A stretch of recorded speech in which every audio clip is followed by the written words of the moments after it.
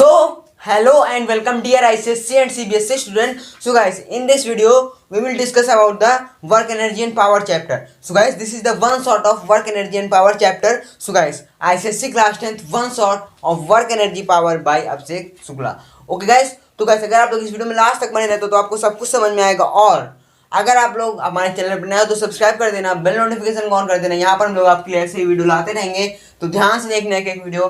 देखो फोर्स करने वाले हैं, मतलब वर्क एनर्जी एंड पावर करने वाले हैं। तो चलो सबसे पहले यहाँ पर देखो, अब बात करते हैं सबसे पहले वर्क की कि वर्क क्या होता है। What is work. देखो अब वर्क इज, देखो जो हमारा वर्क होता है what is work, measurement of work, और जो एक्सप्रेशन ऑफ वर्क होता है what is work, expression of work, measurement of work, ये जितनी चीजें आप लोग को दिख रही है सब कितने नंबर का आता है? 2 से 3 नंबर का आता है सिर्फ ये सब चीज। और इसके न्यूमेरिकल 2 से 3 नंबर के आएंगे पेपर में, लेकिन अब की बार का पता नहीं क्योंकि फॉर्मेट चेंज हो गया है, तो इस बार का पता नहीं, लेकिन वैसे 2 से 3 नंबर में आता है। अब सबसे बढ़िया आप लोग एग्जाम्पल देखो, जैसे कि हम लोग यहाँ पर लिफ्टिंग कर रहे होते हैं, वेट लिफ्टिंग कर रहे होते हैं, और चल रहे हैं तो कुछ भी कर रहे होते हैं, हम लोग खेल रहे होते हैं, हम लोग बोल रहे होते हैं, पढ़ रहे होते हैं, सब क्या कर रहे हैं? वर्क कर रहे हैं। लेकिन अब अगर हम लोग फिजिक्स के टर्म में वर्क की बात करें तो work is said to be done only when force applied on a body makes the body move.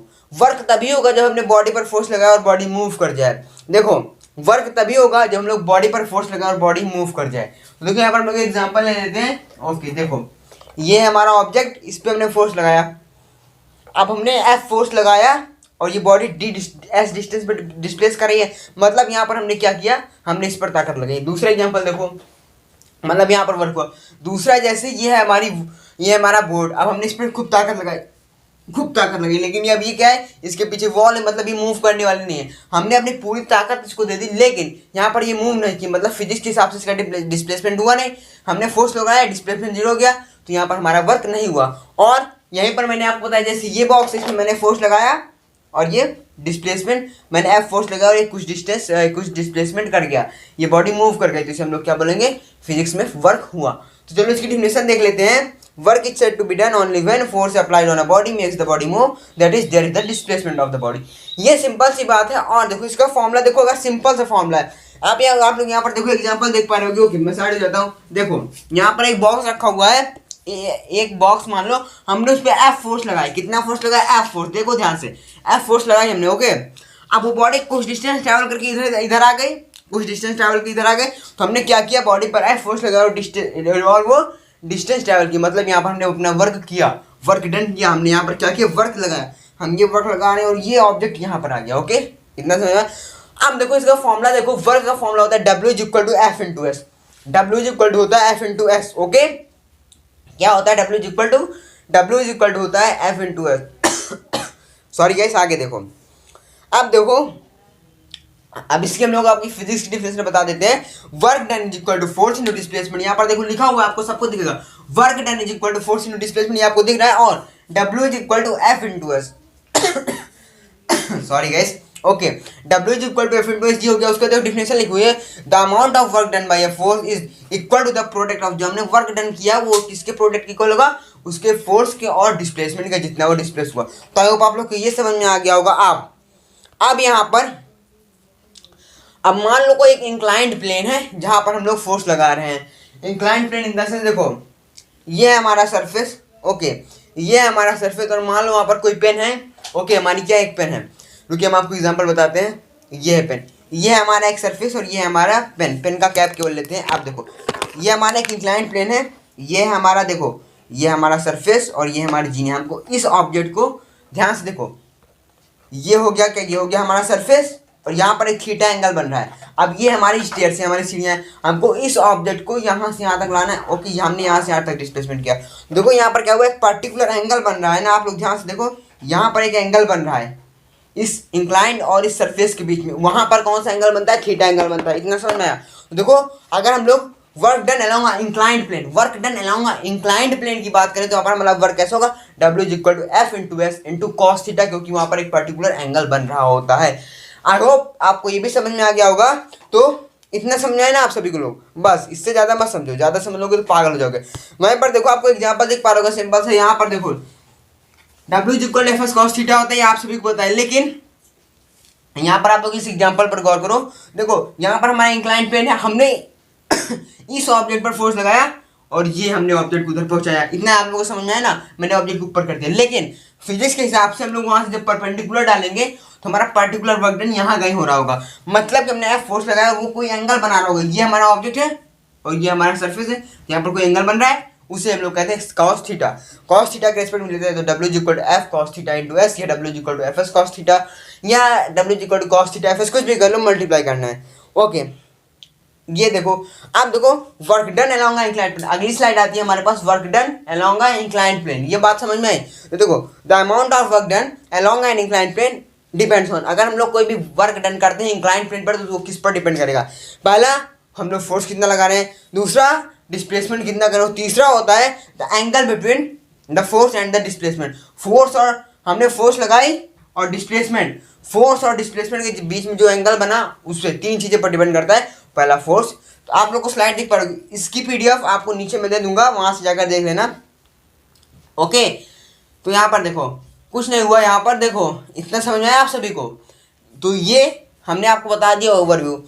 तो देखो इतना समझ में, आप देखो यहाँ पर हम लोग थोड़ा बहुत यूनिट्स, अब टाइप ऑफ वर्क, वर्क के टाइप की बात कर लेते हैं। देखो वर्क हमारा तीन तरह का होता है, पॉजिटिव, जीरो और नेगेटिव। पॉजिटिव वर्क हो गया हमारा, देख लो, पॉजिटिव वर्क, जीरो वर्क और नेगेटिव वर्क, तीन तरह का वर्क मैंने आपको बताया।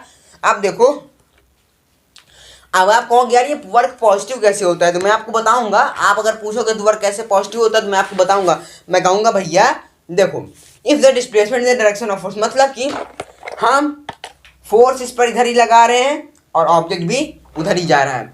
हमने ऑब्जेक्ट पर फोर्स लगाई, जिधर फोर्स लगाई उसी तरफ डिस्प्लेसमेंट हो रहा है। सिंपल सी बात है। यहाँ पर एंगल कौन सा बना, फोर्स इधर, डिस्प्लेसमेंट इधर, मतलब कि एंगल जीरो बना। इतना समझा ना आपको? तो देखो W इक्वल टू क्या होता है हमारे पास है, आपको वहाँ पर मार्कर से लिखा हुआ दिख रहा होगा, आप लोग वहाँ पर देख सकते हो। पहला केस देखो, थीटा इक्वल टू 90 लिया हमने, sorry guys, theta equal to यहाँ पर हम सबसे पहले जीरो लेंगे तब पॉजिटिव आएगा। देखो जब थीटा जीरो हो जाएगा तब W equal to F into S cos zero. अब जब कॉस जीरो की वैल्यू क्या होती है 1, तो W equal to F into S into 1, मतलब यहाँ पर हमारा वर्क पॉजिटिव आया।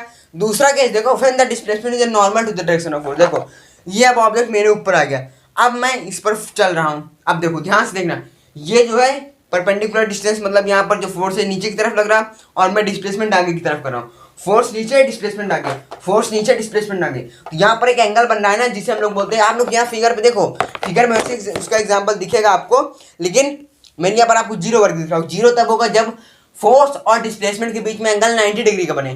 कॉस 90 की वैल्यू क्या होती है यहाँ पर हमारे पास जीरो, तो W equal F into S into cos zero. Cos zero को ऐसे करेंगे तो यहाँ पर टोटल जीरो हो जाएगा, तो हमारा वर्क डन क्या हो जाएगा, जीरो हो जाएगा। अगर हम इस तरह काम कर रहे हैं, हमने आगे जाके रख दिया, लेकिन यहाँ पर हमारा काम नहीं हो। कूली क्या करते हैं, बोझ यहाँ से उठाता है, 90 डिग्री पर जाता है, फोर्स और डिस्प्लेसमेंट का डिस्टेंस और आगे जाके रख आता है, लेकिन वहाँ पर क्या होता है, उसने फिजिक्स के हिसाब से वर्क नहीं किया, वर्क डन जीरो। अब तीसरा केस आता है जब हमारा, हम कहेंगे वर्क डन नेगेटिव होता है, या वर्क डन नेगेटिव होता है if displacement is in the direction of opposite to the force.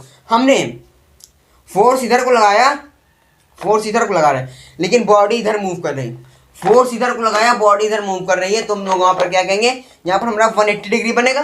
Force इधर, ये इधर, फोर्स इधर, डिस्प्लेसमेंट इधर। तो यहाँ पर आप लोग देख लो, नेगेटिव वर्क निकालने के लिए आपको यहाँ पर दिख जाएगा।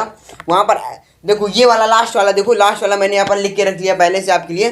देखो थीटा 180 हो जाएगा, तो W equal to F into S into theta 180 की वैल्यू कितनी होती है, कॉस 180 की वैल्यू होती है -1। तो यहाँ पर हमारा वर्क डन क्या हो जाएगा, नेगेटिव हो जाएगा। देख लो सब कुछ यहाँ पर आपके लिए लिखा हुआ है। तो यहाँ पर हमारा वर्क डन क्या हो जाएगा, नेगेटिव आ जाएगा। सो गाइस आई होप आपको ये भी समझ में आ गया होगा। अब भाई हमने ये बात कर ली, वर्क क्या होता है, वर्क कैसे होता है, वर्क किन किन कंडीशन पर डिपेंड करता है। अब आप पूछोगे वर्क को हम लोग मेजर कैसे करेंगे। भाई वर्क है, हमने कह दिया हमने इतना वर्क किया, कितना किया, किलोग्राम में किया, लीटर में किया, 10 किलोमीटर में किया, कितने में वर्क किया। तो वर्क की यूनिट पर डिस्कशन कर लेते हैं। देखो यूनिट ऑफ जो वर्क होती है वो होती है जूल। देखो हम लोग यहाँ पर आपको ऐसे दिखा देते हैं, आप लोग यहाँ पर देखो यूनिट ऑफ वर्क, आपको 3 कॉलम दिख रहे होंगे, तीनों कॉलम देखो, मुझे भी दिख रहे हैं, आपको भी दिख रहे हैं। देखो यूनिट ऑफ वर्क क्या होती है, जूल होती है, आप सभी को होता है। Unit of work is joule, इतना समझ में है ना, यूनिट ऑफ वर्क क्या होता है, जूल। उसके बाद देखो 1 जूल क्या होता है, 1 न्यूटन इंटू 1 मीटर। क्योंकि देखो वर्क क्या होता है, फोर्स इंटू डिस्प्लेसमेंट, वर्क क्या होता है, फोर्स इंटू डिस्प्लेसमेंट, फोर्स क्या होती है न्यूटन, डिस्प्लेसमेंट क्या होती है मीटर। तो हम कहेंगे 1 joule is equal to 1 newton metre, और जो वर्क डन की यूनिट होती है वो होती है जूल। आई होप आपको समझ में आएगा। आगे देखो सीजीएस यूनिट ऑफ वर्क की अर्ग मतलब वर्क की सीजीएस यूनिट क्या होगी, अर्ग होगी। जब आप लोग खाना खा लेते हो, आपका पेट भर जाता है, बस कर दो, अर्ग अर्ग, तो उसे हम लोग क्या बोलेंगे? अर्ग अर्ग। अब देखो वर्क क्या है हमारी? स्केलर क्वांटिटी है। वर्क क्या है हमारा? Scalar quantity. फोर्स वेक्टर है और डिस्प्लेसमेंट भी वेक्टर है। यहाँ पर जब दोनों का मल्टीप्लीकेशन होगा तो वहां पर हमारा बनेगा वेक्टर। ए वेक्टर डॉट बी वेक्टर, ए वेक्टर डॉट बी वेक्टर को हम लोग कहेंगे स्केलर, क्योंकि वेक्टर वेक्टर मल्टीप्लाई होकर स्केलर बना देंगे। तो ये हो गया हमारा। आप देखो अब हम लोग यहाँ पर आपके लिए क्वेश्चन भी लेके आना है। आप ये मत समझिएगा कि यहाँ पर आपके लिए कोई क्वेश्चन नहीं है, क्वेश्चन भी है। क्वेश्चन हम नहीं सॉल्व करने वाले, पहला हमने टॉपिक डिस्कस किया, अब उस पर क्वेश्चन है आपको करना है। यहाँ पर हम कुछ नहीं करेंगे, आपको क्वेश्चन दिखेगा स्लाइड पर, 4 ऑप्शन भी दिखेंगे।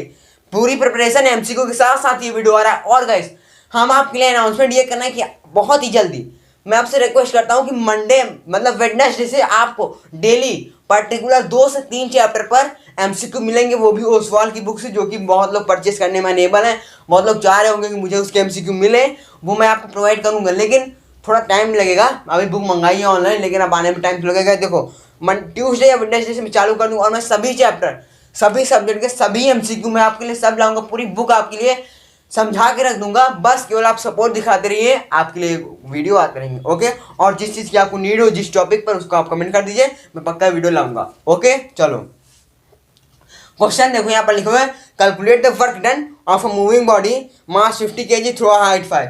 देखो 50 kg की बॉडी है और वो हाइट कितनी पर है? h हाइट पर है, मतलब 5 मीटर की हाइट पर है। अब आपको बताने वहां पर वर्क डन क्या होता है। W इक्वल क्या होता है? mgh, क्योंकि यहाँ पर mass into gravity into H लगाएंगे। तो यहाँ पर आपको क्वेश्चन लगाना है, सिंपल सा फंडा है। यहाँ पर ग्रेविटी हम लोग क्या लेंगे? 10 मीटर पर सेकंड। ओके, तो इसको जब आप लोग लगा लेना और इसका नीचे आंसर गाइस प्लीज कमेंट में बता देना। ओके, कमेंट में आंसर बता देते तो अच्छा लगता है। तो प्लीज इसकी एक क्वेश्चन आप लोग स्क्रीनशॉट ले लो या फिर देख लो, कॉपी में लगा के नीचे बता दो तुरंत। ओके चलो आगे। अब हम बात करते हैं पावर की। अब हम लोग क्या बात करेंगे? पावर। वर्क खत्म होता है यहाँ पर हमारा और पावर शुरू होता है। पावर क्या होता है? देखो मान लो ये है एक ये है 40 किलो का वजन, वो जो आता है नहीं डंबल।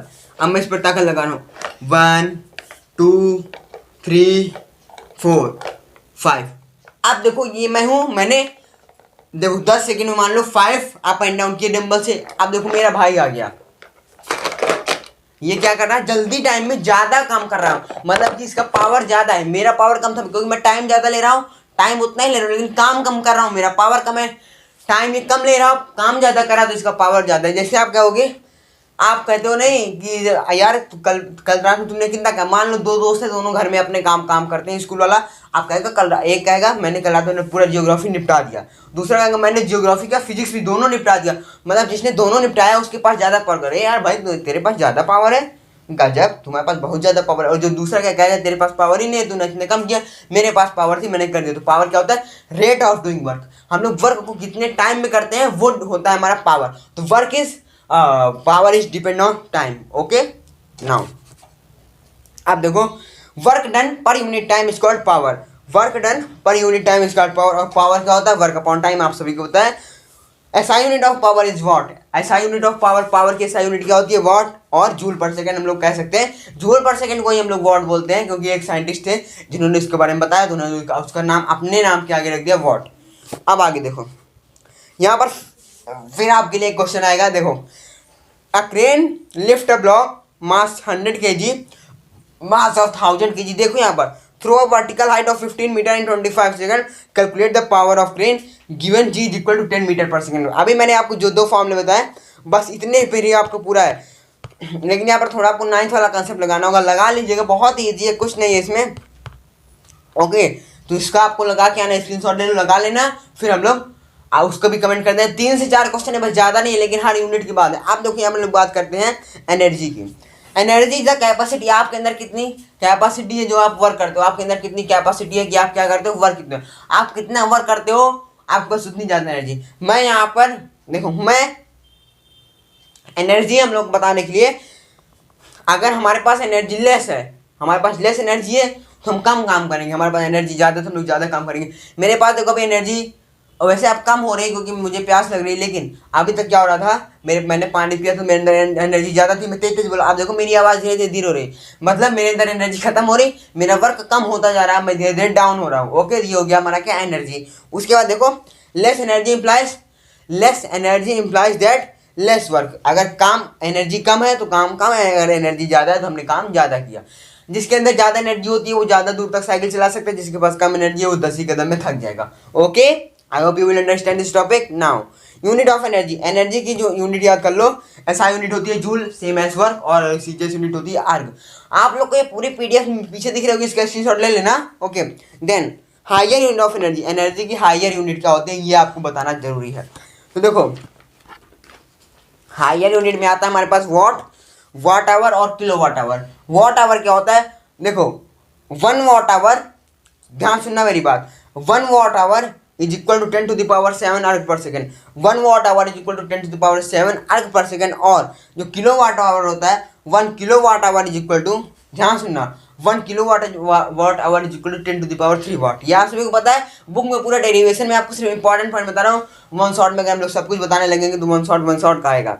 ओके, नाउ आगे देखो कंजर्वेशन ऑफ एनर्जी, मतलब यहीं पर मैंने आपको जो बताया 1 watt hour is equal to 3600 joule, या फिर कहते हैं 3.6 into 10 to the power 3 joule. और 1 kilowatt hour is equal to 3.6 into 3.6 megajoule. एक जूल में कितने मेगा जूल होते हैं एक जूल में कितने मेगा जूल होते हैं, 10 to the power 6 megajoule. तो हो जाएगा 1 kilowatt hour is equal to 3.6 mega joule.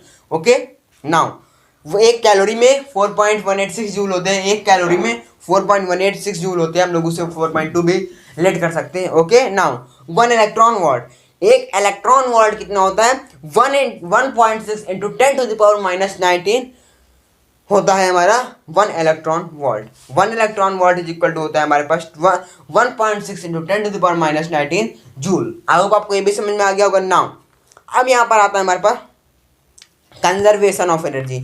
Conservation of energy, देखो एनर्जी को हम लोग कंजर्व कैसे करते हैं according to the principle of conservation of energy. देखो कंजर्वेशन ऑफ एनर्जी जो रूल है ना, मतलब ना ही हम लोग अपने हाथ में एनर्जी बना सकते हैं, ना ही हम लोग उसे मिटा सकते हैं। Energy can not be make और कैन नॉट बी डिस्ट्रॉय, मतलब ना ही हम एनर्जी बना सकते हैं, ना ही वो हम लोग मिटा सकते हैं। हाँ, ये है कि वो एक बॉडी से दूसरे बॉडी में चली जाएगी, एक फॉर्म से दूसरे फॉर्म में, एक एनर्जी से दूसरे एनर्जी में ट्रांसफॉर्म हो जाएगी, लेकिन हम लोग एनर्जी बना नहीं सकते और ख़त्म नहीं कर सकते हैं। तो यहाँ पर आपको उसकी डिफिनेशन दिख रही होगी कंजर्वेशन ऑफ एनर्जी, तो इसे देख लो। नाउ वीआईपी में फिर आपके लिए क्वेश्चन आता है, what is not true about energy. यहाँ पर पूछा गया एनर्जी के हिसाब से क्या सही नहीं है। 4 option, energy can be stored, दूसरा energy can move from one object to other, energy can transfer from one type of energy to another type of energy, या फिर एनर्जी कैन बी क्रिएटेड। कौन सी बात है इसमें नहीं सही है, option A B C D, इसमें आपको सिर्फ ए बी सी डी करके बताना है बस। ओके, नाउ अब हम लोग यहाँ पर आते हैं पोटेंशियल एनर्जी और काइनेटिक एनर्जी। आज का हमारा लास्ट टॉपिक होगा बस। पोटेंशियल एनर्जी डिस्कस करेंगे, फिर काइनेटिक एनर्जी। अब देखो पोटेंशियल, देखो अगर कोई भी ऑब्जेक्ट, देखो हम आपको सिंपल से बात बताएंगे, ज़्यादा घुमाएंगे नहीं। Potential energy, the energy possessed by a body, the energy possessed by a body at rest due to its body. अगर कोई भी ऑब्जेक्ट रेस्ट पर है, मैं रेस्ट पर हूँ, मेरे अंदर क्या आ गई, पोटेंशियल एनर्जी। और अभी मैं मोशन में होने लगा, क्या कर रहा हूँ, मैं मोशन में हूँ, मेरे अंदर कौन सी एनर्जी आएगी, काइनेटिक एनर्जी। अगर कोई ऑब्जेक्ट रेस्ट में है, उसके शेप और साइज पर कौन सी एनर्जी होगी, पोटेंशियल एनर्जी। और अगर कोई मोशन पर है तो उस पर कौन सी एनर्जी होगी, काइनेटिक एनर्जी। आई होप आपको ये भी समझ आ गया होगा। आप देखो पोटेंशियल एनर्जी दो तरह की होती है, ग्रेविटेशनल पोटेंशियल एनर्जी और एक होती है elastic potential energy. Gravitational potential energy का एक फॉर्मूला होता है U is equal to mgh। Gravitational potential energy को हम लोग U से डिनोट करते हैं, ध्यान में याद रख लो, दिमाग में बैठा लो, पेन लो और इसको दिमाग में बैठा लो। क्या बताया मैंने, जो ग्रेविटेशनल पोटेंशियल एनर्जी उसका फॉर्मूला होता है, उसे हम लोग U से डिनोट करते हैं और U is equal to mgh। Okay, अब आपको ये भी समझ में आएगा। इलास्टिक पोटेंशियल एनर्जी जो होती है हमारी, मतलब कि इलास्टिक पोटेंशियल एनर्जी कोई भी ऑब्जेक्ट है जो इलास्टिक, जैसे हमारी रबड़ होती है या फिर तीर, देखो अर्जुन का जो तीर होता है उसमें एक पीछे कमान नहीं, उसे हम लोग क्या बोलते हैं, उसे याद नहीं आ रहा, तो जो उसको घसीटता है, ओके, मतलब जो वहाँ पर तार लगा होता है जो स्ट्रेचेबल होता है, उससे हम लोग घसीटते हैं पीछे से और वो फिर छोड़ते हैं। मतलब ऑब्जेक्ट को, तीर को पीछे लाए, तीर को हमने पीछे लाया और जो तार है उसमें एनर्जी, जब तीर को पीछे लाया उसमें पोटेंशियल एनर्जी कन्वर्ट हो रही, कंजर्व हो रही। अब जितना पीछे लाएंगे उसमें उतनी ज़्यादा पोटेंशियल एनर्जी होगी, और हम पीछे ला रहे एनर्जी कंजर्व हो रही और हमने छोड़ा, और उतनी जितनी एनर्जी होगी उसी एनर्जी से जाएगा, काइनेटिक एनर्जी उसके अंदर आएगी और आदमी को चीर के चला जाएगा बाण। आई होप आपको ये भी समझ में आया होगा। नाउ काइनेटिक एनर्जी का एक सिंपल से फंडा होता है, K is equal to half mv²। और देखो इलास्टिक पोटेंशियल एनर्जी जो होती है उसे हम लोग P से डिनोट करते हैं, P is equal to mgh। मतलब कि ग्रेविटेशनल पोटेंशियल एनर्जी वाला कंसेप्ट देखो। ग्रेविटेशनल पोटेंशियल एनर्जी में आप कुछ हाइट पर बैठे होगे, यहाँ पर एग्जाम्पल देख लो, ये हमारे सर हैं, देखो ये कुछ पोटेंशियल एनर्जी पर बैठे होंगे, पर्टिकुलर हाइट पर बैठे होंगे, तो यहाँ पर कोई h हाइट है और कोई डिस्टेंस है, मतलब u इज इक्वल टू, मतलब कि पोटेंशियल एनर्जी क्या PE is equal to mgh, या फिर हमें उसे u से भी डिनोट कर सकते हैं। आई होप आपको ये भी समझ में आएगा। सो गाइस अब इलास्टिक पोटेंशियल एनर्जी होती है, आप देखो जब लोग गुलेले मारते हैं, या हो गया हमारा धनुष बाण हो गया, और जो हमारा हम लोग गेटिस से मतलब जो रबर से मारते हैं उसमें कागज फंसा के, ये सब क्या हो जाएगा हमारा elastic potential energy. Now so guys आपको यहाँ पर एक फ्लो चार्ट दिख पा रहा होगा, इस फ्लो चार्ट को आपको खुद से पढ़ना है, इससे मैंने बताने वाला मतलब ये पोटेंशियल एनर्जी और काइनेटिक एनर्जी का केवल थोड़ा सी बातें हैं जो इंपॉर्टेंट है आपके लिए बताने के लिए, वो है। और गाइस यहाँ पर आपके लिए आज का लास्ट MCQ है, लास्ट MCQ नहीं है, न्यूमेरिकल, जिसमें आपको सॉल्व करना पड़ेगा, यही है आपका आज का लास्ट क्वेश्चन। सो गाइस अगर आपको ये वीडियो अच्छा लगा हो, यहाँ पर आपको 4 क्वेश्चन मिल रहे हैं, देख लो ये हमारा क्वेश्चन, इसमें 4 क्वेश्चन है, इन चारों को बताओ इसमें कौन सा सही ऑप्शन है।